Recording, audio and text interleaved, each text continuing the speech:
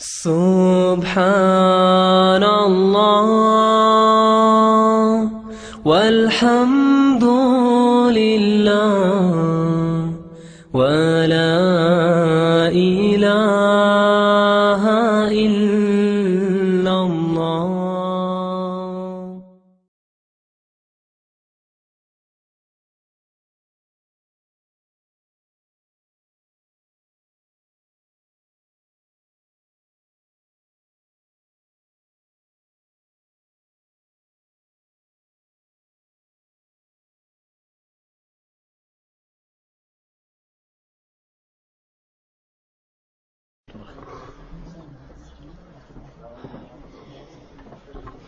إن الحمد لله نحمده ونستعينه ونستغفره ونعوذ بالله من شرور أنفسنا ومن سيئات أعمالنا. من يهده الله فلا مضل له ومن يضلل فلا هادي له، وأشهد أن لا إله إلا الله وحده لا شريك له، وأشهد أن محمدا عبده ورسوله. يا أيها الذين آمنوا اتقوا الله حق تقاته ولا تموتن إلا وأنتم مسلمون. يا أيها الناس اتقوا ربكم الذي خلقكم من نفس واحدة وخلق منها زوجها وبث منهما رجالا كثيرا ونساء، واتقوا الله الذي تساءلون به والأرحام إن الله كان عليكم رقيبا. يا أيها الذين آمنوا اتقوا الله وقولوا قولا سديدا يصلح لكم أعمالكم ويغفر لكم ذنوبكم، ومن يطع الله ورسوله فقد فاز فوزا عظيما. أما بعد، فإن أصدق الحديث كتاب الله، وخير الهدي هدي محمد صلى الله عليه وسلم، وشر الأمور محدثاتها، وكل محدثة بدعة، وكل بدعة ضلالة، وكل ضلالة في النار. أما بعد، عباد الله، إخواني الفضلاء، أحبائي الكرماء، سلام الله عليكم ورحمته وبركاته. يسرني ويطيب لي ويملأني فرحا وطيبا أن أجلس بين أيديكم في هذا البيت المبارك الذي هو من بيوت الله سبحانه وتعالى، لنعيش معكم في هذه اللحظات إن شاء الله لحظات إيمانية، حيث نتدارس فيها شيئا من الآيات القرآنية والأحاديث النبوية، وحتى لا ينسحب بساط الوقت تحت أقدامنا سريعا، فالموضوع معروف لديكم، وهو إطلاع يسير على شيء من علامات الساعة. وقبل أن ندخل في الموضوع لابد أن ننبه إخواننا المسلمين على أمر مهم لا نمل ولا نكل من تذكيره، وهو أن المسلم إذا شهد أن لا إله إلا الله، أقر بأن الوحيد الذي يستحق العبادة هو الله سبحانه وتعالى، وأنكر كل من عبد من دون الله سبحانه وتعالى. وهو إذا شهد أن محمدا رسول الله صلى الله عليه وسلم، أقر بأن محمدا ابن عبد الله الهاشمي القرشي عليه الصلاة والسلام هو رسول الله تبارك وتعالى إلى الثقلين، وهو آخر الرسل، وهو آخر من أنزل عليه كتاب من الله سبحانه وتعالى. وهو إذا أقر بذلك أقر بأمور أربعة: أطاعه فيما أمر، واجتنب ما نهى عنه وزجر، وصدقه فيما أخبر به، وعبد الله تعالى كما شرعه النبي صلى الله عليه وسلم. فالنبي صلى الله عليه وسلم في غير ما حديث أخبرنا بأمور عدة تقع بين يدي الساعة. وغير خاف على أحدكم أن الإيمان مبني على 6 أركان، ومن هذه الأركان أن يؤمن المسلم باليوم الآخر، وكل ما يدور حول هذا الركن من الموت وما قبله من فتنة القبر وعذابه ونعيمه ومن الحياة البرزخية ومن الحشر ومن غير ذلك من الأمور الغيبية. ويدخل في هذا أيضا علامات الساعة التي ذكرها الله تبارك وتعالى في كتابه الكريم أو على لسان رسوله صلى الله عليه وسلم. فواجب شرعا على كل مسلم أن يؤمن بها وإن لم يتصورها في عقله. خلي عليك عقلك، خلي على جنب، إيمانك مقدم على عقلك. خاب وخسر من قدم عقله على النصوص. فكما قال ابن تيمية رحمه الله: إذا صح النقل شهد العقل. إذا صح النقل، إذا كان النص المروي صحيحا موافقا لشروط الصحة، فالعقل السليم والفطرة السليمة توافق ذلكم النص. فكل شيء قد تسمعونه ولا يقبله عقلكم، فاتركوا عقولكم على جنب وقولوا أن المحكم هو النص وليس عقلي. فعقلي محدود، عقلي محدود وناقص. أما الله تبارك وتعالى فهو الكامل في أسمائه وصفاته سبحانه وتعالى. وتأبى حكمته أن تخبر عباده بأشياء غير ممكنة، فهو القادر على كل شيء سبحانه وتعالى. Mes frères, je suis heureux de me trouver ce soir parmi vous dans cette ville de... Comment ça s'appelle déjà? Les Arcs. J'allais dire Mouy, les Arcs. Je commence bien. Dans cette ville de Les Arcs avec vous mes frères Fillah, que je suis venu visiter, que vous m'avez plutôt invité. D'ailleurs je vous remercie pour l'opinion que vous avez de moi. وأسأل الله ألا يؤاخذني بما يقولون وأن يجعلني خيرا مما يظنون وأن يغفر لي ما لا يعلمون.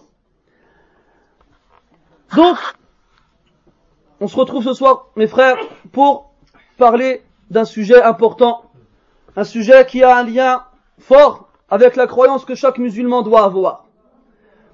Le sujet, comme vous avez pu le savoir, consiste à évoquer certains des signes qui auront lieu avant l'heure dernière. Mais avant de rentrer dans le vif du sujet, il y a des points importants à rappeler, des points importants qu'on ne doit pas se lasser de rappeler. Le musulman est celui qui atteste qu'il n'y a de divinité digne d'être adorée qu'Allah subhanahu wa ta'ala. La seule divinité qui a le droit, qui mérite d'être adorée, c'est Allah subhanahu wa ta'ala. Quand tu dis ashhadu an la ilaha illallah, tu acceptes et tu reconnais que le seul à mériter l'adoration c'est Allah. Ce qui implique que tu renies tout ce qui est adoré en dehors d'Allah. Ça c'est ce qui veut dire ashhadu an la ilaha illallah. Et quand tu dis ashhadu anna Muhammad ar-Rasulullah, j'atteste que Muhammad est son messager. Donc tu reconnais, tu acceptes et tu attestes que Muhammad ibn Abdullah al-Hashimi al-Qurashi est le dernier des messagers. Celui qu'Allah Ta'ala a choisi pour lui révéler le dernier de ses messages à l'ensemble de l'humanité, qu'il soit être humain ou djinn. Et quand tu dis ashhadu anna Muhammad ar-Rasulullah, ça implique 4 choses. Que tu obéisses aux ordres du prophète alayhi salatu wassalam, que tu t'écartes de tout ce qu'il t'a interdit, que tu crois à tout ce qu'il t'a dit, et que tu adores Allah comme lui, il l'a adoré. Ça implique ces 4 choses-là. Et vous savez tous, mes frères, ici, que la foi du musulman est bâtie sur 6 piliers.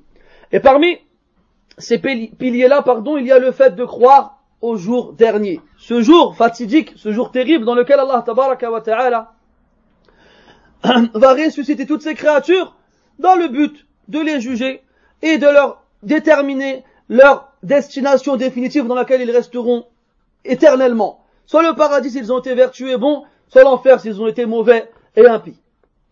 Et rentre dans la foi du jour dernier tout ce qui vient après la mort.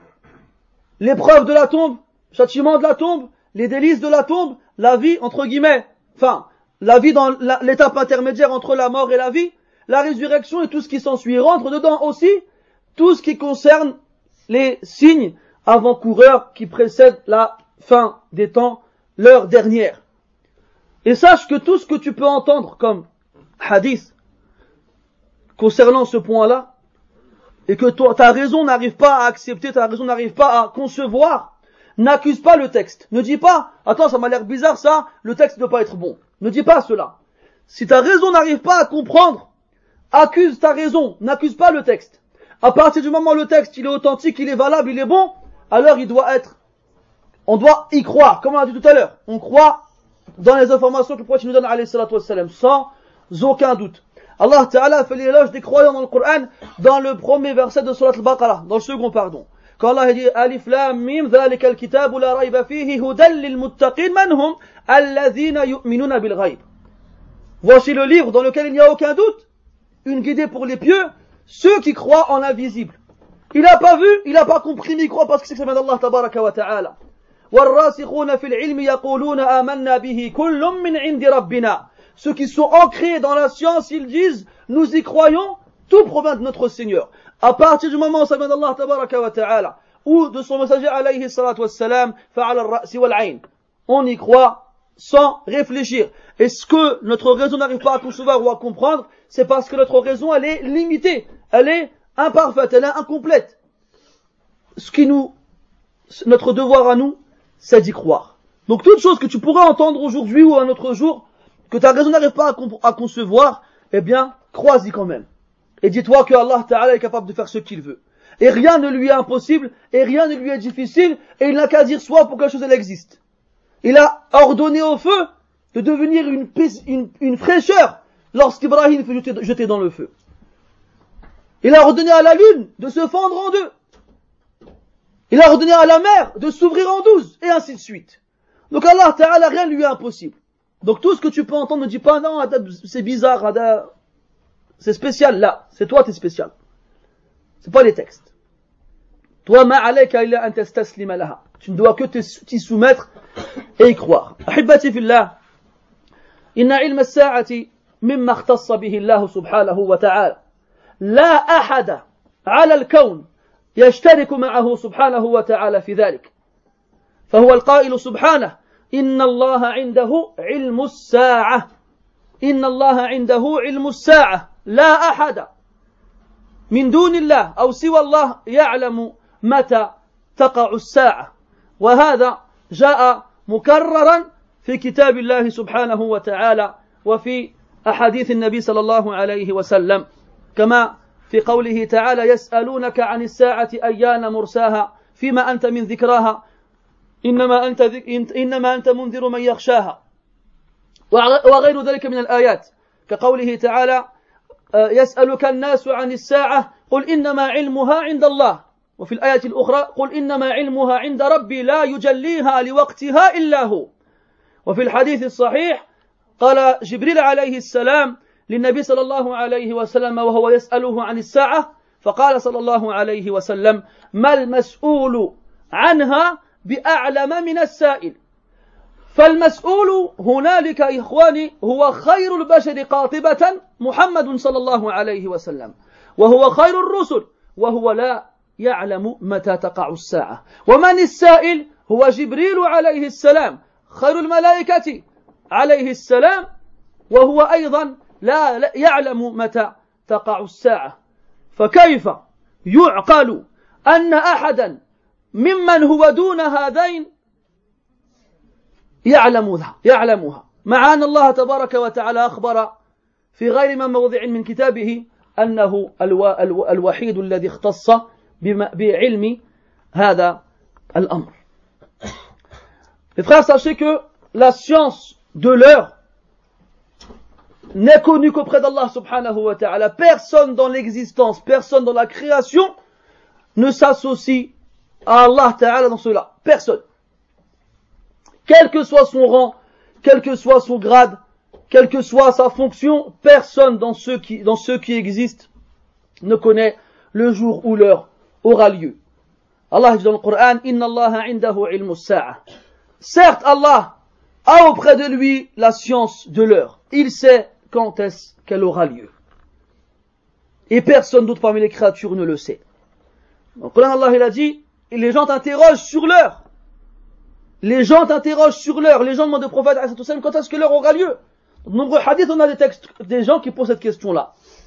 Allah il lui dit, Allah il dit au prophète, dis, la science de l'heure est auprès d'Allah Ta'ala. Elle est auprès d'Allah Tabaraka wa Ta'ala. La yujalliha li waqtiha illa hu. Ne connaît son moment que lui. Ne connaît son moment que lui. Et Jibril alayhi salam a interrogé le prophète sallallahu alayhi wa sallam en lui demandant quand est-ce que l'heure aura lieu. Et le prophète lui a répondu alayhi salatu wa salam, l'interrogé n'en sait pas plus que celui qui interroge. Donc ici, l'interrogé c'est qui? C'est le prophète Muhammad sallallahu alayhi wa sallam, le meilleur des êtres humains. Et le meilleur des messagers et des prophètes. Et il ne sait pas quand est-ce que l'heure aura lieu. Et c'est qui lui demande? C'est Jibril alayhi salam. Le meilleur des anges.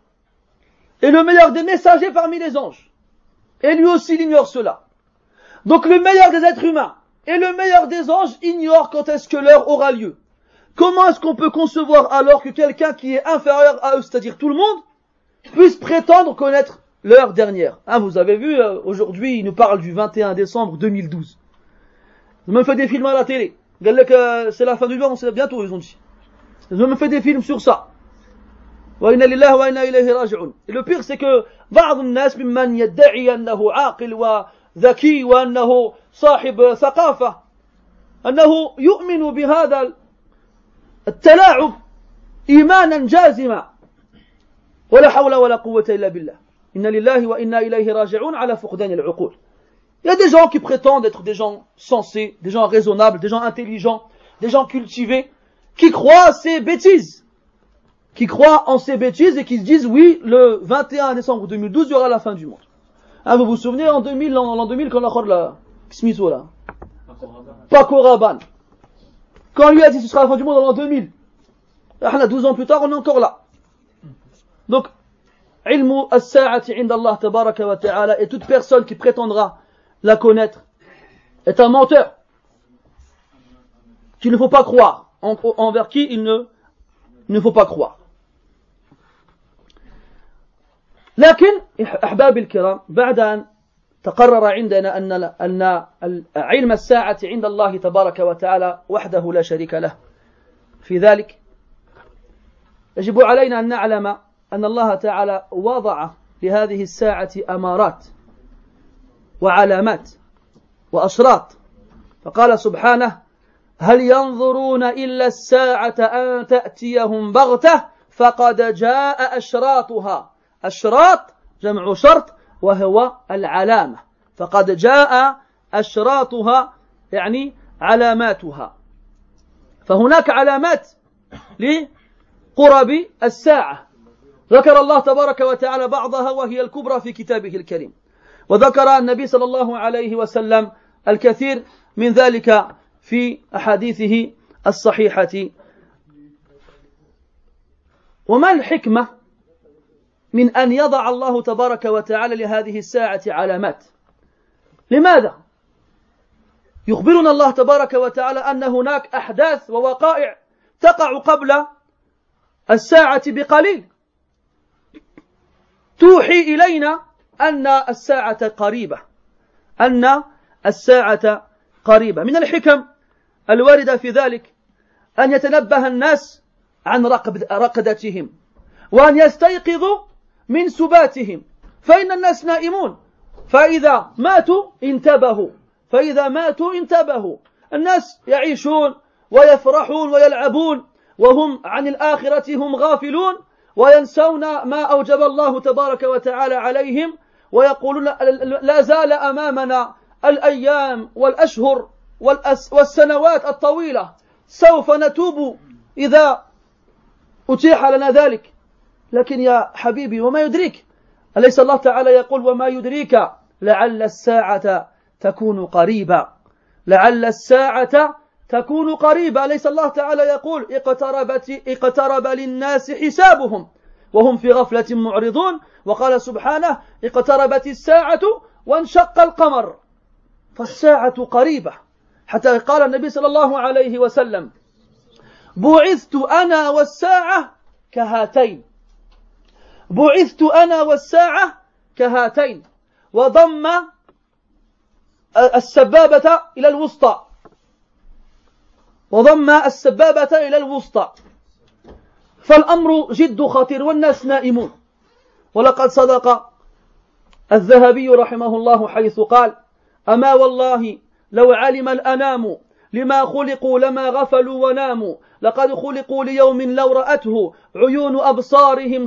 ساحوا وهاموا لقد خلقوا ليوم لو رأته عيون أبصارهم ساحوا وهاموا ممات ثم نشر ثم حشر وتوبيخ وأهوال عظام ليوم الحشر قد عملت أناس فصلوا من مخافته وصاموا ونحن إذا أمرنا أو نهينا كأهل الكهف أيقاظ نيام كأهل الكهف أيقاظ نيام فأنت تعيش وأنت تجري وأنت تعدو وأنت تذهب وترجع وتظن أنك يقظان بل إنك نائم في سبات عميق لأنك لا تدري تذهب وتنسى أن الساعة قريبة ولو كنت تفكر في هذا الأمر تفكيرا جيدا لما غفلت كما أنت غافل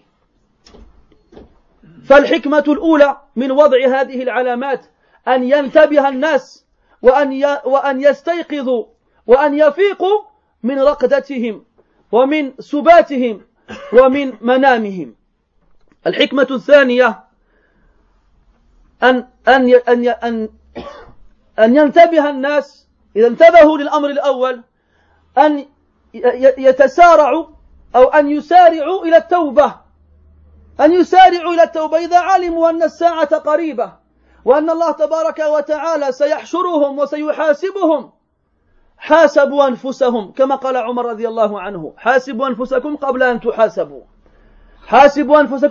تحاسبوا فأنت على علم ويقين ودراية بأنك عما قليل ستموت ثم يبعثك الله ثم يوقفك بين يديه ثم يحاسبك ثم إن شاء غفر لك ورحمك وأدخلك الجنة ثم إن شاء عذبك وأدخلك النار والعياذ بالله.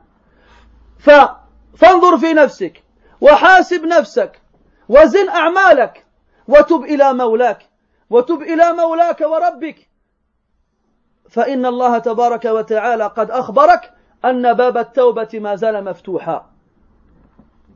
فاغتنم الفرصة يا عبد الله. إذا علم الإنسان أن الساعة قريبة تبادر إلى التوبة وأكثر من الاستغفار.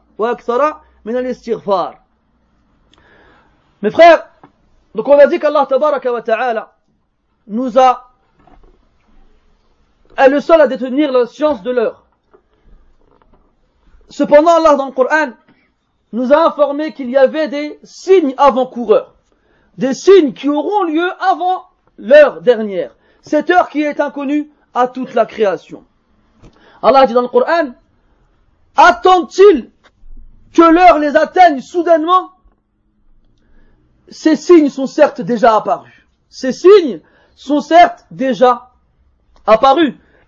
Et le prophète a dit, alayhi salatu wassalam, j'ai été envoyé, moi et l'heure, comme ces deux-là. Et il a joint son index à son majeur. Pour montrer à quel point la proximité de l'heure dernière est proche, est proche de son avènement. L'avènement, donc, de l'envoi du prophète, alayhi as-salatu wassalam. Et dans le Coran, Allah il nous informe dans de nombreux versets que l'heure elle est proche. Il nous dit, subhanahu wa ta'ala, le jugement des gens se rapproche alors qu'ils sont insouciants et se détournent. Allah dit dans le Coran, l'heure s'approche et la lune s'est fendue. Cet épisode connu de tous les musulmans lorsque Allah Ta'ala a donné comme signe à son prophète et messager alayhi salatu wassalam pour son peuple, il a fait fondre la lune en deux. Donc une question se pose. Si Allah Tabaraka wa Ta'ala a conservé auprès de lui la connaissance de l'heure, mais qu'il ait mis des signes avant-coureurs pour qu'on sache que l'heure elle arrive, elle est proche, quelle est la sagesse dans cela? Quel est l'intérêt dans cela? L'intérêt premier, mes frères, c'est que les gens se réveillent de cette insouciance dans laquelle ils s'endorment et de laquelle ils ne se réveillent pas. Que les gens ouvrent les yeux et se rendent compte qu'ils s'amusent et qu'ils jouent et qu'ils vivent en pensant qu'ils ont encore devant eux de longues journées, de longues semaines et de longs moments, alors que l'heure elle peut arriver n'importe quand, elle est proche. Alors si les gens sont conscients que l'heure elle est proche et qu'elle arrive soudainement, si les gens ils sont conscients que comme toi tu fais un rêve et d'un coup tu te réveilles, eh ben tu vas être aux aguets, tu vas être attentif, tu vas faire attention. Zahabi rahimahullah il disait, par Allah, si les gens savaient pourquoi ils ont été créés, ils n'auraient pas été insouciants, ils n'auraient pas passé leur temps à dormir. Ils ont été créés pour une chose.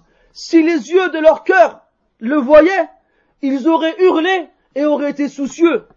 La mort, ensuite la résurrection, ensuite le rassemblement, ensuite des réprimandes et des tourments terribles. Pour le jour de la résurrection, il y a des gens qui ont œuvré. Ils ont prié, tellement ils ont peur de ce jour-là, et ils ont jeûné.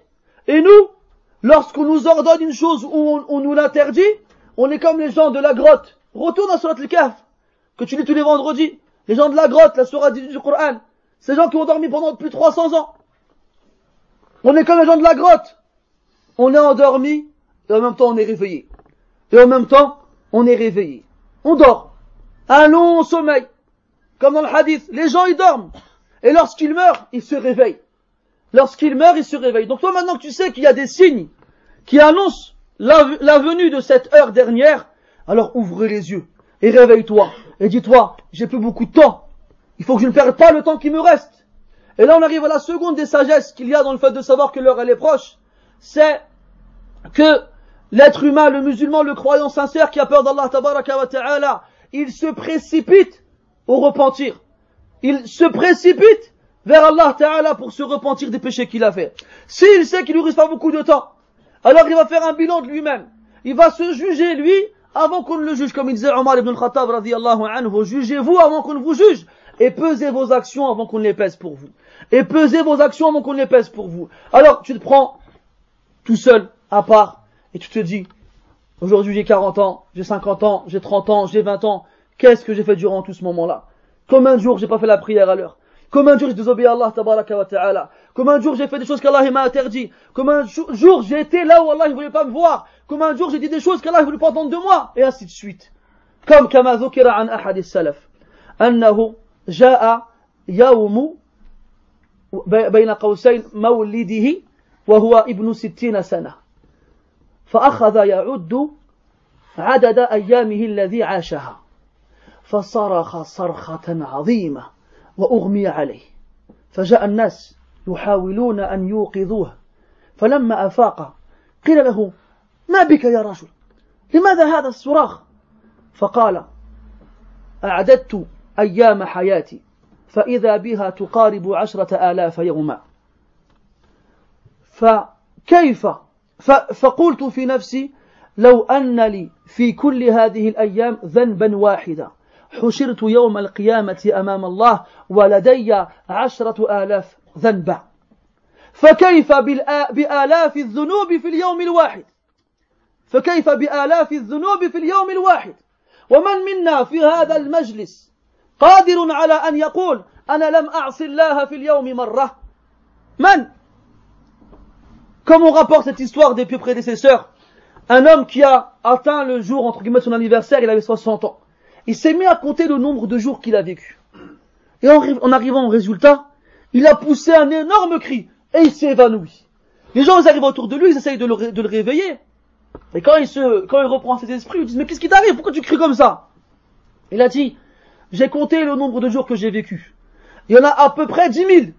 Et je me suis dit dans ma tête, si j'ai fait un péché par jour, et qu'Allah il reprend mon âme maintenant, eh ben il me ressuscitera, et j'aurai 10 000 péchés devant lui.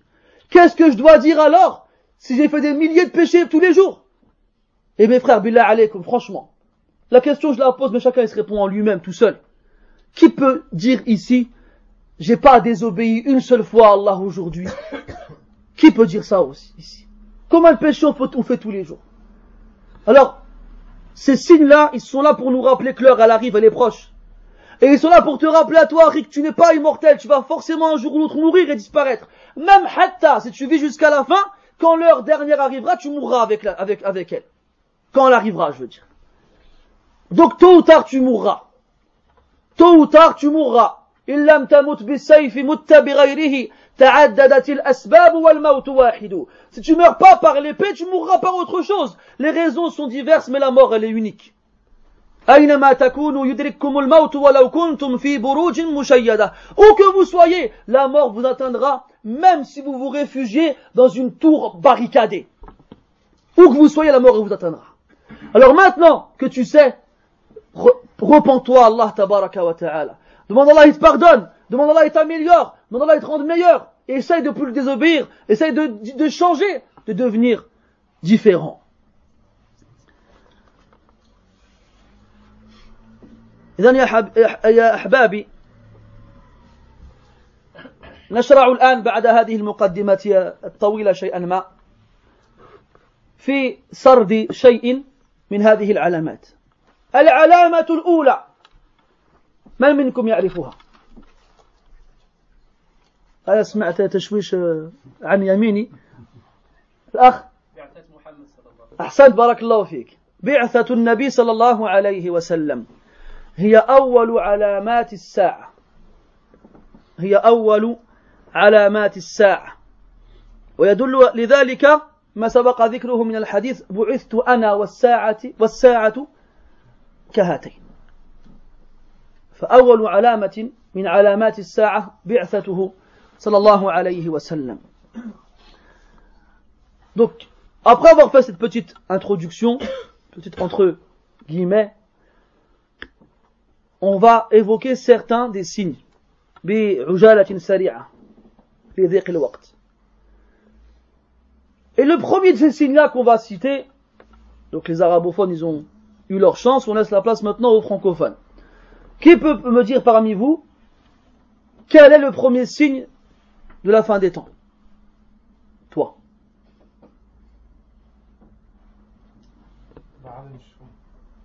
Toi. Toi. Hein? Sallallahu alayhi wa sallam. Naam. L'envoi du prophète alayhi salatu wassalam. Le premier des signes de la fin des temps, c'est l'envoi du prophète sallallahu alayhi wa sallam. Et indique cela le texte qu'on a cité précédemment. J'ai été envoyé avec l'heure comme ces deux-là. Et ça indique la proximité qu'il y a entre eux. Et ça indique le premier des signes et le dernier. Donc le premier des signes, c'est l'avènement du prophète sallallahu alayhi wa sallam. Ça fait combien de temps, mes frères? 1433 ans en s'arrêtant à l'Égir. À savoir qu'à l'Égir, le prophète il avait 53 ans. Donc rajoute à 1433, 53 ans supplémentaires. Ça fait combien? 1469 ans. Donc ça arrive. C'est proche. C'est là. Et n'oublie pas, inna yawman 'inda rabbik ka'alfi sanatin mimma ta'uddun. Et un jour auprès de ton Seigneur est comme 1000 ans que vous comptez. طيب أحبابي هناك العديد من الأحاديث التي جاء فيها ذكر أشراط الساعة الصغرى، لأن العلماء يقسمون الأشراط إلى قسمين، الصغرى والكبرى. والكبرى معروفة غالبا عند الناس، وهي مذكورة في بعض آيات القرآن، كقوله تعالى هل ينظرون إلا أن تأتيهم الملائكة أو يأتي ربك أو يأتي بعض آيات ربك يوم يأتي بعض آيات ربك لا ينفع نفسا إيمانها لم تكن آمنت من قبل أو كسبت في إيمانها خيرا الآية. فالمقصود ببعض آيات ربك في هذه الآية طلوع الشمس من مغربها كما جاء بذلك الخبر الصحيح. وذكر الله تبارك وتعالى في كتابه في موضعين من كتابه يأجوج ومأجوج، حتى إذا فتحت يأجوج ومأجوج وهم من كل حدب ينسلون. وذكر أمرهم في سورة الكهف. وذكر أيضا أمر الدابة، فقال سبحانه فإذا وقع القول عليهم أخرجنا لهم دابة من الأرض تكلمهم أن الناس كانوا بآياتنا لا يوقنون. وذكر الدخان وذكر الدخان وهناك سورة اسمها الدخان إلى غير ذلك من الآيات الكبرى التي تعتبر من الأشراط الكبرى. وذكر النبي صلى الله عليه وسلم غير ذلك مما يصل عدده إلى 10 ولكن لا يسع بنا الوقت حتى نذكرها ونفصل فيها فنكتفي بذكر بعض الأشراط الصغرى التي كثر ذكرها في الأحاديث النبوية مع العلم أن الإنسان المسلم يجب عليه أن يراعي صحة الأخبار التي يقرأها فالأحاديث كما هو معلوم مقسم بين العلماء مقسم عند العلماء بين صحيح وحسن وضعيف وغير ذلك من الموضوع والمرسل والمنقطع والمضطرب والمعضل وغير ذلك من الألفاظ المعروفة في مصطلح الحديث. فالمسلم الصادق يبقي في ذهنه قول النبي صلى الله عليه وسلم من كذب علي فليتبوأ مقعده من النار. فاحذر أن تروي حديثا لم تتأكد في صحته.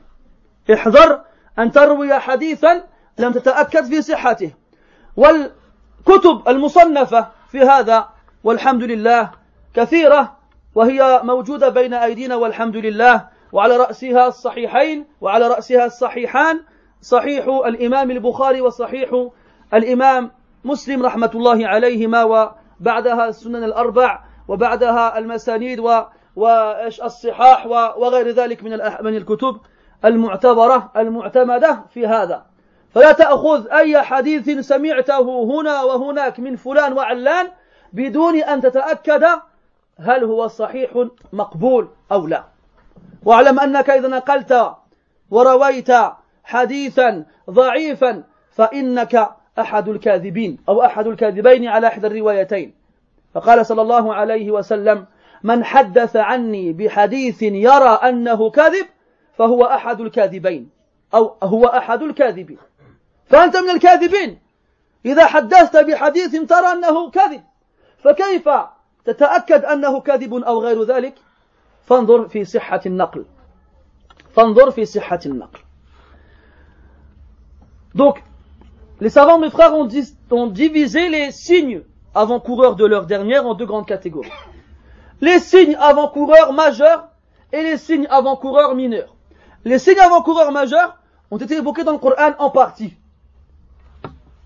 dans des endroits différents. Parmi ces signes-là, même si c'est dit indirectement, mais ça a été précisé par le prophète sallallahu alayhi wa sallam, le fait que le soleil se lève de son coucher, ou encore la sortie de Gog et Magog, ou encore la sortie de la bête, ou encore la fumée, et ainsi de suite. Et dans certains textes authentiques, le prophète sallallahu alayhi wa sallam reprend ces éléments-là et il rajoute d'autres signes qui atteignent le nombre de 10. Quant à l'ordre entre ces différents signes, il y a divergence chez les savants à leur sujet. Lakin, nous, aujourd'hui, on va se contenter de citer quelques signes mineurs. Quelques signes mineurs. Des signes, il faut vous mettre en tête que le prophète sallallahu alayhi wa sallam les a cités, donc il y a ça plus de 14 siècles, et qu'on voit aujourd'hui avec nos yeux, et que les musulmans avant de ça quelques années ne les ont pas vus. Donc nous sommes les acteurs de la véracité de la prophétie de Muhammad sallallahu alayhi wa sallam. On voit avec nos yeux la réalisation de ces choses qu'il a prédit selon la révélation qu'Allah Ta'ala lui a faite. C'est quelque chose d'énorme. Mais malheureusement, on ne fait pas attention à cela. Dites-vous que beaucoup de choses qu'on voit aujourd'hui avec nos yeux, il y a peut-être de ça 50 ans, peut-être de ça 100 ans, les gens ne s'imaginaient même pas qu'elles auront lieu bien prochainement. Et nous, on est là, on les voit tous les jours, ça nous fait ni chaud ni froid, ça ne nous fait rien. Maintenant, sache que concernant les signes mineurs de la avant-coureur de l'heure dernière, il y a énormément de hadiths qui sont cités à ce sujet-là. Et ces hadiths-là sont soit authentiques, soit acceptables, soit faibles, soit inventés, soit autres. Donc fais attention toi, lorsque tu es amené à entendre un texte ou à le répéter, à être sûr qu'il est authentique. Et aie toujours en tête que le prophète a dit alayhi salatu wassalam, celui qui ment sur moi volontairement, qu'il prépare sa place en enfer. Et si jamais tu transmets volontairement un texte qui n'est pas authentique, tu feras partie de ceux qui ont menti sur le prophète alayhi salatu wassalam. Il a dit alayhi salatu wassalam, celui qui rapporte de moi une parole qu'il voit comme étant un mensonge, c'est un des menteurs. C'est un des menteurs, c'est un de ceux qui ont menti sur moi. Aujourd'hui, nous, on est très laxistes sur ce point-là. Ils disent et tout et n'importe quoi. Ils disent tout et n'importe quoi. Après, tu dis n'importe quoi. Fais attention quand tu rapportes des paroles du prophète alayhi salatu wassalam. Car sans le savoir, tu es en train d'ouvrir une porte vers l'enfer. Sois sûr de ce que tu rapportes ou tais-toi. Man kana yu'minu billahi wal yawmil akhir falyaqul khayran aw liyasmut. Ceux qui croient en Allah et aux jours derniers, qu'ils disent du bien, qu'ils se taisent. Et aujourd'hui, alhamdulillah, les ouvrages dans lesquels sont recueillis les textes authentiques sont nombreux grâce à Allah tabaraka wa ta'ala, ils sont présents. Ils se traduisent en français, en anglais, en ce que tu veux. Et on a en tête de liste les deux recueils authentiques de Bukhari et de Muslim rahmatullahi alayhim. On a les traditions prophétiques des 4 grands imams et les autres ouvrages qui sont connus dans cela, dans lesquels les savants ont fait des efforts pour réunir les textes qu'ils ont considérés comme étant authentiques. Donc retournez à ces ouvrages-là et faites attention aux ouvrages qui sont inconnus au bataillon, que personne ne cite et sur lesquels personne ne se repose et qui sont pleins de paroles inventées et qui n'ont aucun lien avec le prophète alayhi as-salatu was-salam. طيب قال النبي صلى الله عليه وسلم والحديث في صحيح البخاري من حديث أبي هريرة رضي الله عنه والحديث طويل نقتبس منه بعض الأجزاء. قال عليه الصلاة والسلام لا تقوم الساعة حتى يبعث دجالون كذابون قريب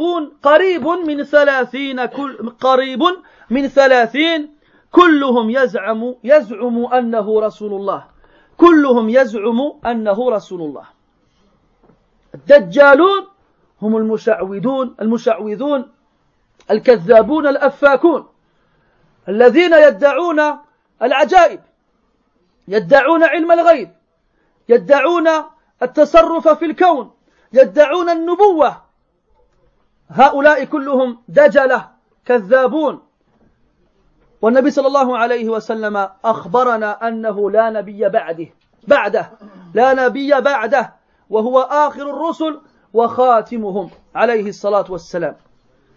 فمن زعم أنه نبي بعد محمد صلى الله عليه وسلم فهو كافر، ومن صدق به فهو كافر. فإياك أن تسمع بأحد يدعي النبوة وما أكثرهم. ذكر النبي صلى الله عليه وسلم أنهم 30 تقريبا، أنهم 30 تقريبا. فاحذر. وقد ظهر أخيرا في السنوات الأخيرة رجل اسمه أحمد يدعي أنه نبي وليس الأول، وهذا رغم هذا الادعاء الكاذب الذي لا يرتاب فيه المسلم طرفة عين قد نجح في إغواء بعض الناس من سفهاء الأحلام وحدثاء الأسنان، فقد اجتمع حوله من يؤمن به ويثق به أنه نبي من الأنبياء والعياذ بالله. بل أشد من ذلك، يعتقدون أن بقية المسلمين إذا لم يعترفوا بنبوة هذا الرجل فهم كفار، فعندهم كلنا كفار لأننا لم نعترف بنبوة هذا الرجل عليه من الله ما يستحق. وقد زعم النبوة أو ادعى النبوة رجل والنبي ما زال حيا عليه الصلاة والسلام اسمه مسيلمة، وكان من اليمن، وبعث رسالة إلى النبي صلى الله عليه وسلم يقول في مطلعها من مسيلمة رسول الله إلى محمد رسول الله. فرد عليه النبي صلى الله عليه وسلم قائلا من محمد رسول الله إلى مسيلمة الكذاب، وبذلك سمي ولقب بعد ذلك. وهذا الرجل يدعي أن هناك قرآن يوحى إليه، وأن لديه صور كما هناك صور في القرآن، ومن صوره سورة اسمها الفيل. وقد ذكرها ابن كثير رحمه الله تعالى في كتابه الماتع البداية والنهاية. يقول في هذه السورة: الفيل ما الفيل وما أدراك ما الفيل له خرطوم له ذيل قصير وخرطوم طويل. حتى كان الناس يستهزئون به ويسخرون منه ويقولون هذا يشبه ما يتغنى به الصبيان وهم يلعبون. فالمهم هذا الرجل كان دجالا ادعى النبوة وقتل بفضل الله سبحانه وتعالى، وليس الوحيد، وهناك العديد ممن ادعى النبوة بعد ذلك، ولم نزل نرى بأعيننا ونسمع بأذننا أناسا يدعون النبوة، فاحذروا. وهذا كونه يقع بين أيدينا يدل على قرب الساعة. Premièrement, mes chers frères, le prophète dit alayhi salatu wassalam, l'heure ne se dressera pas tant que des imposteurs, menteurs, qui avoisinent les 30 seront envoyés, se présenteront aux gens. Chacun d'entre eux prétendra être un prophète. Chacun d'entre eux prétendra être un prophète. Et ce signe-là, le premier à avoir prétendu la prophétie est un homme qui se prénomme Moussaïlama. Et il était vivant pendant que le prophète sallallahu alayhi wa sallam était encore vivant. Et il a écrit une lettre au prophète alayhi wa sallam dans laquelle il dit en tête de la lettre: de Moussaïlama, le messager d'Allah, à Muhammad, le messager d'Allah. Alors le prophète sallallahu alayhi wa sallam lui a répondu: de Muhammad, le messager d'Allah, à Moussaïlama, le menteur. Et c'est ainsi qu'il fut appelé par la suite Moussaïlama, le menteur. Et ce Moussaïlama prétendait, en plus d'être un prophète, qu'un Coran lui a aussi été révélé.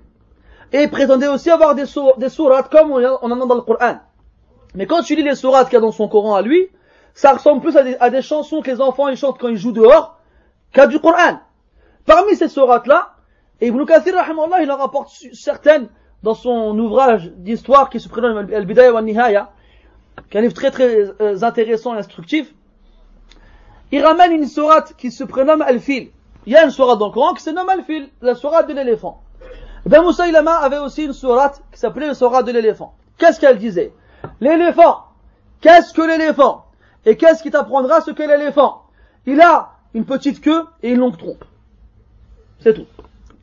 Il a une petite queue et une longue trompe. Et les gens ils se moquaient de lui. Et pour vous c'est un débile celui-là. Et pourtant il a quand même réussi à convaincre des gens. Et des gens ils l'ont suivi, des gens ils l'ont cru, des gens sont combattus à ses côtés. Donc ne vous étonnez pas. Hatta qila man takallama sumi'a lahu wa man kataba quri'a lahu wa man qama julisa lahu. لا تكاد تجد أحدا يدعي شيئا إلا وله أتباع في ذلك. On dit, il n'y a pas une personne qui parle sans qu'il trouve quelqu'un pour l'écouter. Ou quelqu'un qui écrit sans qu'il trouve quelqu'un pour le lire. Ou quelqu'un qui se lève sans que quelqu'un s'assiera devant lui. Quelle que soit la bêtise de ce qui peut sortir de sa bouche, il y aura toujours des gens qui le suivront dans cela. Donc des imposteurs, des menteurs qui prétendront la prophétie. Et il y en a un dernièrement, quand je dis dernièrement dans les années bien sûr précédentes, qui se prénomme Ahmed. Hein? Non? Il se prénomme Ahmed هذا. Et si je ne me trompe pas, هذا يحتاج إلى تأكيد على حسب ما يحضر لي الآن. Il était d'origine yéménite. Et il a essayé de faire croire aux gens du Yémen que c'était un prophète. Ils l'ont chassé. C'est bon, je ne vais pas nous le faire un. Parce que Moussaïlama, Al-Ansi et d'autres étaient du Yémen. Alors, ça c'est Barak Alina. On a déjà donné pour avant. Ils l'ont chassé. Il s'est réfugié dans la région de l'Inde, du Pakistan. Et là-bas, il a trouvé des gens qui l'ont cru. Ça c'est Mazal, Hatta al-An mawjoud. Hada, je crois, il est mort. Walakin, si je dis pas de bêtises, Atba'uhu Mazal ou mawjoudin. Il y a des gens qui prétendent être musulmans. On les appelle Al-Ahmadiyya. Ils s'appellent Al-Ahmadiyya. Et ils prétendent que leur Ahmad Hada est un prophète. C'est un prophète et qui prétend être musulman. Et pour eux, si jamais on ne croit pas en leur prophète, on est des koufars. Donc nous tous pour eux, on est des koufars. On est tous des koufars wal iyadhu billah. Alors que comme on a dit tout à l'heure, celui qui prétend la prophétie c'est un kafir et celui qui croit à celui qui présente la prophétie, c'est un kafir. Donc regardez, quand il a dit alayhi salatu wassalam, Adaduhum qaribun min as-salasin. Leur nombre, il avoisine les 30. Et si on regarde dans l'histoire, le nombre de personnes qui ont prétendu à la prophétie, eh ben, on se rend compte qu'ils avoisinent les 30. Donc on a, une fois de plus, on est les acteurs de la réalisation de cette prophétie, dans laquelle on nous informe qu'il y a des gens, des imposteurs, des menteurs qui prétendront la prophétie, et nous, on en voit aujourd'hui avec nos yeux, et on les entend avec nos oreilles.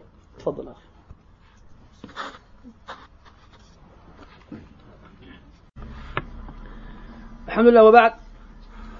Donc on reprend le même hadith toujours, dans lequel de nombreux événements sont cités. قال فيه النبي صلى الله عليه وسلم وتكثر الزلازل يعني لا تقوم الساعة حتى كما ذكرنا قبل قليل يدعي النبوة دجالون كذابون وحتى تكثر الزلازل. هذا أمر واضح جلي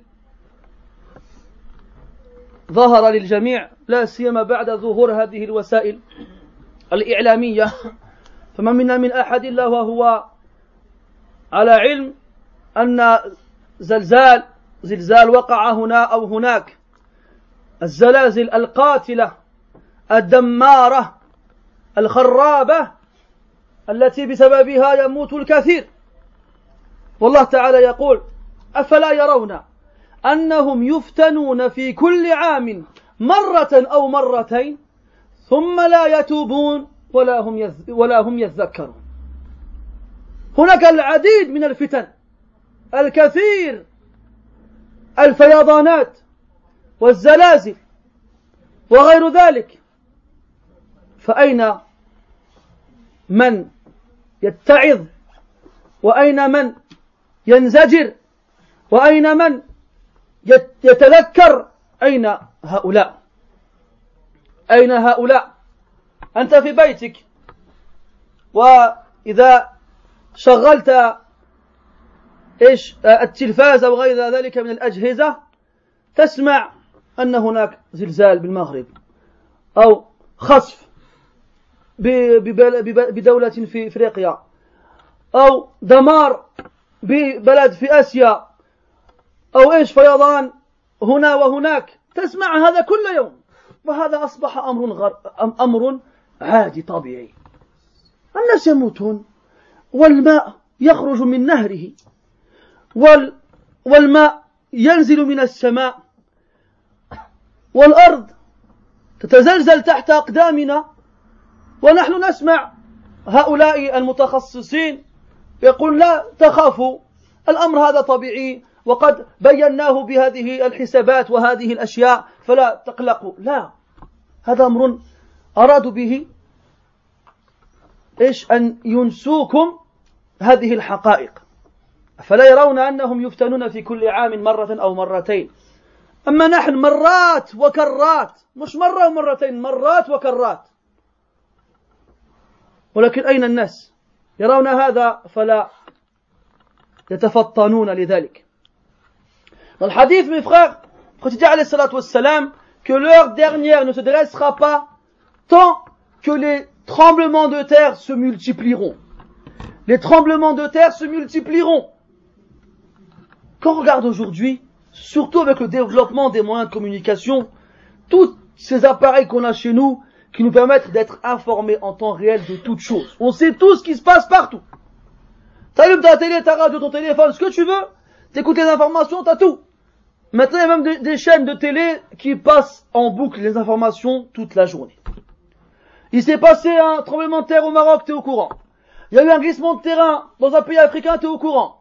Il y a eu une inondation dans un pays en Asie, t'es au courant. Il y a eu un ouragan dans un pays en Amérique, t'es au courant. Tu sais tout. Et le problème, c'est quoi? C'est normal. C'est-à-dire ils ont réussi à nous faire accepter ces événements comme étant des catastrophes naturelles, comme ils les appellent. N'oublions pas que ce sont ces gens-là qui ont remplacé Dieu par la nature. disent la mère nature est bien faite. C'est catastrophe naturelle. Et ça rentre dans ton dhihn. Toi tu dis mais non, c'est Rabbi fait tout c'est Rabbi fait tout ça. Voilà qu'il s'arrive devant toi plein de fois et ça ne te fait pas réfléchir. Allah dit dans le Coran, ne voit-il pas qu'ils sont éprouvés dans l'année 1 ou 2 fois. Et après cela, ils ne se repentent pas et ils ne réfléchissent pas. 1 ou 2 fois dans l'ayah Allah Ta'ala dit. Comment il faut aujourd'hui ça arrive? Des tremblements de terre en veux-tu en voilà, il y en a partout.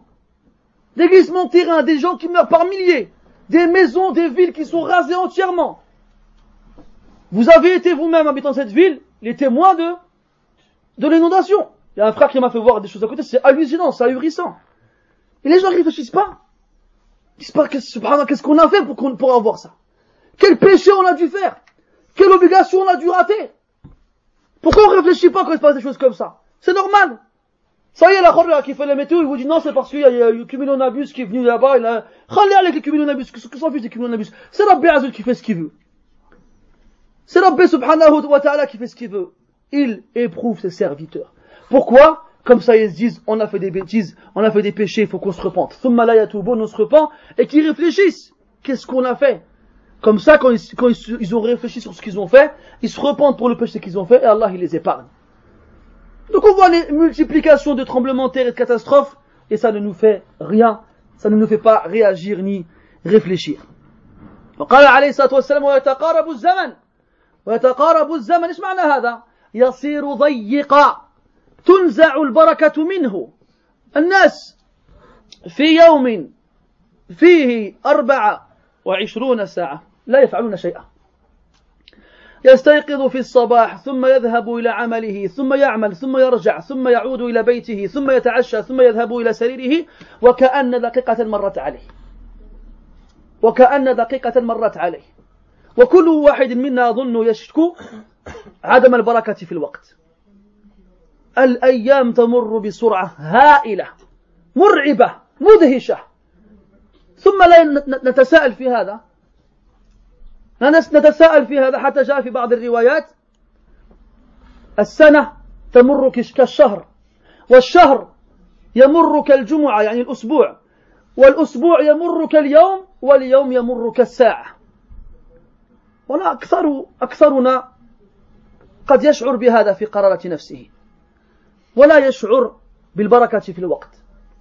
يجلس أمام كتاب يريد أن يقرأ فيه ساعة أو ساعتين فإذا قلب بعض صفحات ذلكم الكتاب إذا ب3 ساعات قد مرت وهو لم يستفد منه شيئا. نحن نسمع عن السلف رحمة الله عليهم العجائب. لعلكم تسمعون عن كتاب رائع اسمه زاد المعاد في هدي خير العباد للإمام ابن قيم الجوزية رحمة الله عليه. موسوعة فقهية وفي السيرة وفي غير ذلك من الأشياء النافعة المفيدة لها. هذه الموسوعة باعتبار الطباعات المعروفة ما بين 5 و6 أجزاء. أتدرون كم وقت أخذ فيه المؤلف ليؤلفه؟ 3 أيام وهو على بعيره في سفر إلى مكة ليؤدي الحج. ليس معه لا حاسوب ولا جهاز ولا كتاب ولا مكتبة ولا شيء، لا آيفون ولا نوكيا ولا شيء. ما معه إلا ما من الله عليه من علم وتوفيقه سبحانه وتعالى. موسوعة فيها العديد من المعلومات ألفها في 3 أيام. وهو رحمه الله ابن القيم صاحب هذه المعجزة إن صح التعبير يقول أن شيخه ابن تيمية رحمه الله ألف الواسطية بين الظهر والعصر وقال نحن نسخناها في أسبوع. ابن تيمية يكتبها في وقت قصير بين الظهر والعصر وهو الذي ألف هذه الموسوعة في 3 أيام يحتاج إلى أسبوع بأسره لينسخها. عجب. تجد من الناس من قرأ صحيح البخاري مئات المرات وأنت هل ختمته مرة في حياتك صحيح البخاري؟ من منا هنا لقادر على أن يقول أنا ختمته 2 من؟ فليتفضل مشكورا. عدم بركة في الوقت. يتقارب الزمان فهذا إن دل يا إخوان يدل على قرب وقوع الساعة. Quand il dit alayhi salatu wassalam dans le même hadith, le temps va se rapprocher. Le temps va se rapprocher, c'est-à-dire qu'il va être étroit. Il n'y aura plus de bénédiction dans le temps. On n'aura plus le temps de rien faire. Le temps, il va passer à une vitesse folle. Tu te réveilles le matin, tu te prépares, tu sors, tu vas travailler, tu rentres chez toi, tu prends ton dîner, tu retournes te coucher, on dirait il y a 1 minute qui est passée, c'est tout. Toute une journée, tu te souviens même pas t'as fait quoi dans cette journée tellement tu l'as pas vu passer. Il y a même certaines versions du hadith qui disent que l'année passera comme un mois, et le mois passera comme une semaine, et la semaine passera comme un jour, et le jour il passera comme 1 heure. Regardez avant. Wallah, si vous lisez les histoires des prédécesseurs, vous trouverez ces choses-là invraisemblables. Des gens qui ont lu Sahih al-Bukhari des centaines de fois. كان هناك رجل يحتضر وبجنبه بنته تبكي فقال لها يا بنيتي ما يبكيك قالت أنت يا أبتي على وشك الموت فقال لها يا بنيتي لا تبكي أرأيت زاوية هذه الغرفة فقد ختمت فيها القرآن 7000 مرة 7000 مرة. Il y a un homme qui était en train de mourir sur son lit. À côté de lui, il y avait sa fille. Elle pleurait, elle est triste, son père est en train de mourir. Il lui dit, oh ma fille, pourquoi pleures-tu? Elle lui répond, ah bah tu es en train de mourir. Je suis triste. Il lui dit quoi? Ne sois pas triste. Tu vois le coin de la chambre là? J'y ai lu le Coran entièrement 7000 fois. 7000 fois. Et tu lis des fois des athars où il lisait Sahih al-Bukhari. T'as vu comment il est épais Sahih al-Bukhari? Des centaines de fois. Qui peut le dire ici? Moi j'ai déjà lu une fois Sahih al-Bukhari entièrement min awwalihi ila akhirihi. Yallah, qui? Ibn al-Qayyim rahimahullah, pour ceux qui ne le connaissent pas, a écrit un livre qui s'appelle Zad al-Ma'ad. Ce livre-là est comme une encyclopédie dans laquelle il raconte la vie du prophète alayhi salatu wassalam, et on déduit beaucoup de jugements, de règles juridiques et d'autres sciences. Et c'est une encyclopédie qui tient sur 5 ou 6 volumes en fonction de la maison d'édition. Sachez mes frères que Ibn al-Qayyim a écrit cet ouvrage en 3 jours sur sa monture alors qu'il était en voyage vers la Mecque. Pas d'MP3, pas d'MP4, pas de Pentel ou un tel Pentium ou là je sais pas quoi, là, pas d'ordinateur, pas de rien. Rirasso, wa tawfiq min Allah azza wa jal. التوفيق من الله قبل كل شيء وما من الله عليه من ملكة وقدرة. Il y avait que la réussite qu'Allah lui a accordée et ce qu'Allah lui a accordé comme science et connaissance en 3 jours. 5 volumes. Toi quand tu es à l'école et qu'on donne un devoir à faire pour la semaine d'après, une page double t'arrives pas à la faire. Une page double, t'as internet, et t'as les encyclopédies, t'as la bibliothèque, t'as ton grand frère, ta grande sœur ouais, l'autre t'arrive pas. Et Ibn al-Qayyim rahimahullah, il disait, c'est lui qui a écrit cet ouvrage de 6 volumes en 3 jours. Il a dit quand mon cheikh Ibn Taymiyyah, il a écrit Al-Wasitiyya, il l'a écrit entre Dhuhr et l'Asr. Et nous, ses élèves, pour le recopier, on a mis 1 semaine. On a mis 1 semaine. Voilà, retourne et lis, tu verras. Tu vas voir que le temps qu'ils avaient, voilà, c'était pas la même chose. Et qu'ils arrivaient à faire dans leur temps des choses que nous, il nous faudrait des vies pour pouvoir les faire. Des vies. Donc s'il y a bien une chose qu'on vit encore aussi aujourd'hui, c'est qu'on n'a pas de baraka, de bénédiction dans le temps. Qu'on n'arrive à rien faire dedans. Le temps il passe à une vitesse folle. Et ceci, mes frères, indique bien l'arrivée très prochaine de l'heure dernière. وقال عليه الصلاة والسلام حتى يتطاول الناس في البنيان حتى يتطاول الناس في البنيان. هذا أمر واقع لا يحتاج إلى تعليق من مثله. الناس سواء كنا في هذه البلاد أو في غيرها من الدول الإسلامية تجد أن هدفه وشغله الشاغل هو أن يغلب جاره في بنائه. عنده شحال من الدور؟ هو عنده 3 غادي ندير 4. غادي تشوف غادي يتعب وغادي يعرق وغادي يخدم وغادي يجمع لأجل ماذا؟ يزيد واحد طبق. علاش؟ ماشي باش يسكنوا الناس معاه، لا، باش تكون الدار ديالو كبيرة على الآخرة تاع من جاره. هذا هو هدفه. وفي الحديث الآخر الذي يعرفه كل واحد منكم: وأن ترى الحفاة العراة العالة رعاء الشاة يتطاولون في البنيان.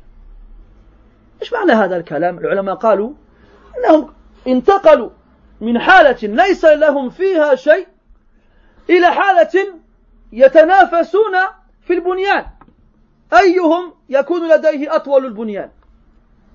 هذا ماذا يدل عليه يا إخوان؟ يدل على سرعة الحصول على المال. فانظر إلى بعض الدول في الجزيرة العربية، حيث كان الناس منذ عهد قريب يرعون الإبل في الصحراء،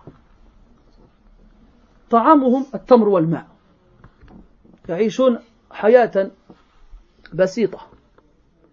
وهم الآن يبنون الأبراج التي تمس بقممها السحاب، وهدفهم أن يكون في دولتهم أطول برج وجد على وجه هذه الأرض، أليس كذلك؟ فهذا أمر تشاهدونه بأعينكم لم يشاهد أحد قبلكم. ما كان معروفا في الأزمنة السابقة أن أحدا من العرب يبني برجا يصل إلى السماء. قالوا في وحدة في دبي أظن تجاوز الكيلومتر، تجاوز كيلو واحد. فأين تذهبون؟ في الوقت تبغوا تطلعوا فوق القمر وفي الوقت تمشوا. يا سبحان الله، أمر غريب جدا. وهذا أيضا شيء أخبر به النبي صلى الله عليه وسلم، وأثناء قرون طويلة ما رأينا هذا حتى الآن. فقولوا يا إخواني في أنفسكم أنكم تعيشون زمانا ظهر فيه أكثر ما أخبر به النبي صلى الله عليه وسلم. هذا مرعب، هذا يخوف. إن كان في الصدر قلب وإن كان في القلب إيمان. Autre chose, mes frères, c'est lorsque les gens concurrenceront dans la construction des édifices. Les gens se livreront concurrence. Lequel d'entre eux aura la tour la plus grande? On va rester à notre niveau. Quand on connaît des gens, nous, qui font tout ce qu'ils peuvent ici, ils retroussent leurs manches, ils travaillent jour et nuit, ils font des heures supplémentaires, ils mettent de l'argent de côté. Pourquoi? Pour construire une maison au bled plus grande que celle de son voisin. Il l'observe, il sort son mètre de loin, regarde comme ça, ah, il y a un centimètre en plus, je vais rajouter un étage. Oulala, il a un palace, tu vas dire, bon, Obama va faire vivre des gens avec lui, là, il y vit tout seul. C'est quoi son but à lui? C'est d'avoir une maison plus grande que celle de son voisin. باش ما يقولوش الناس شوف جارك عنده دار كبيرة عليك على دار جارك. Faut pas que les gens disent, ah, regarde ton voisin, il a une maison plus grande que la tienne. Et c'est comme ça que les gens le font aujourd'hui. Un signe de réussite, dans beaucoup des pays musulmans, chez beaucoup de musulmans, c'est celui qui a la maison la plus grande.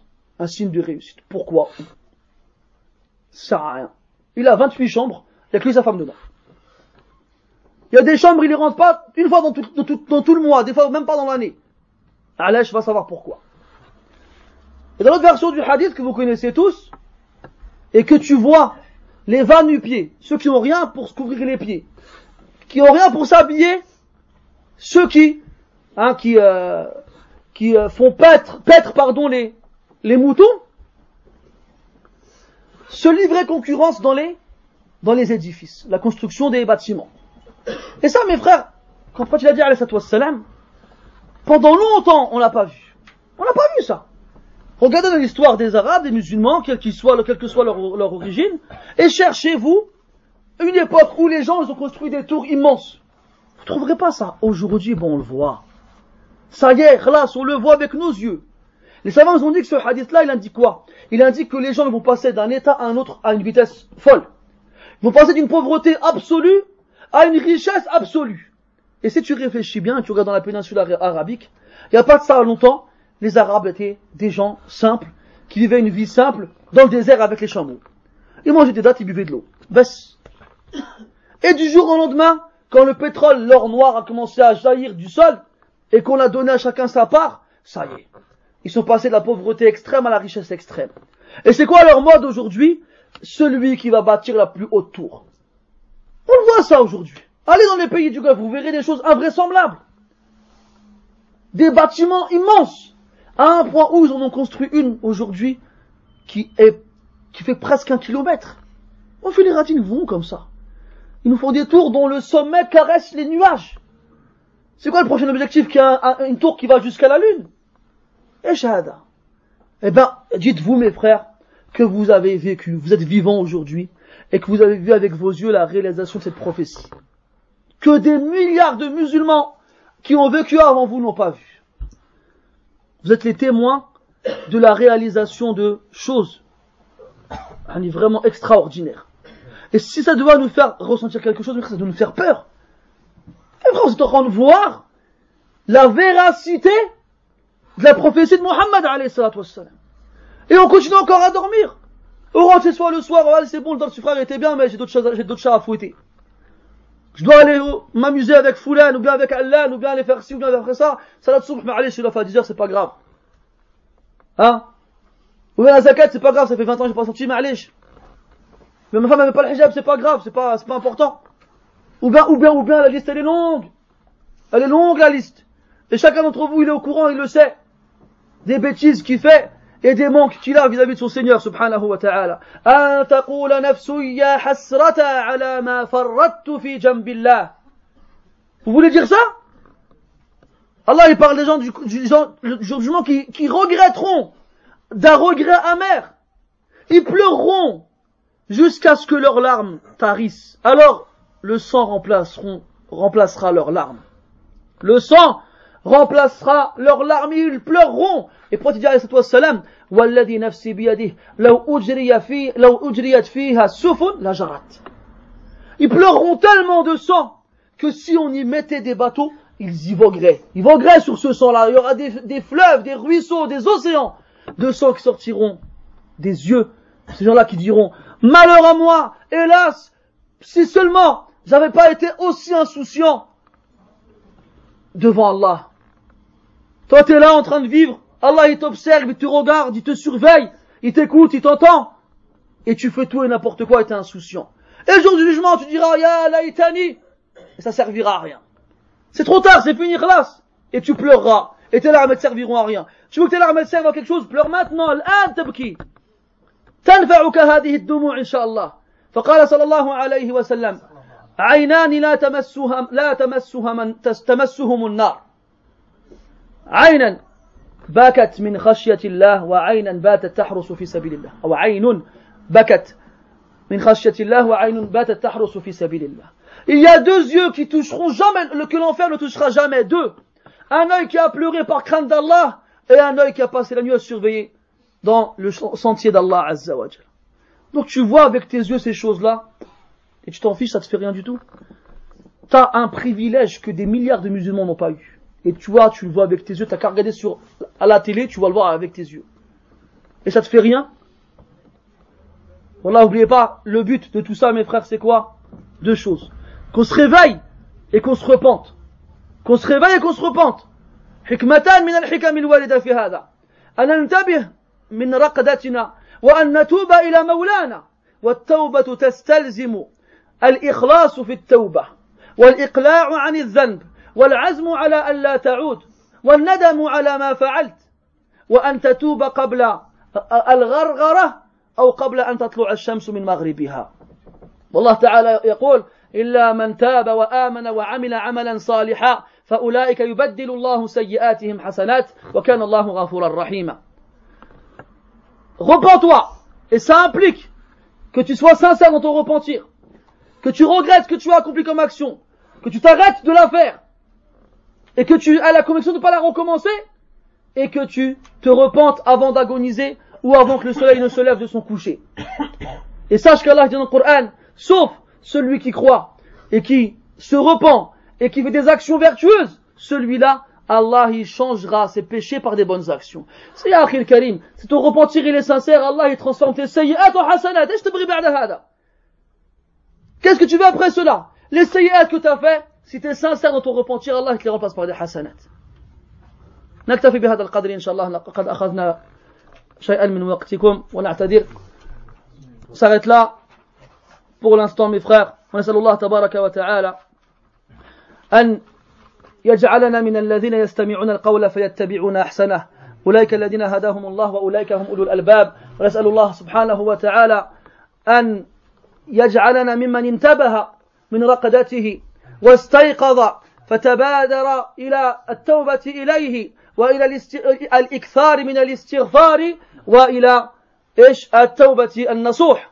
نسأل الله سبحانه وتعالى أن يكتب هذا اللقاء في ميزان حسنات مسؤولي هذا المسجد وفي ميزان كل من حضره واستفاد مما سمعه. ويسأل الله تبارك وتعالى أن يرحمنا وأن يغفرنا جميعا إنه الغفور الرحيم. سبحانك اللهم وبحمدك أشهد أن لا إله إلا أنت نستغفرك ونتوب إليك. وصلى الله وسلم وبارك على محمد وعلى آله وأصحابه أجمعين والحمد لله رب العالمين.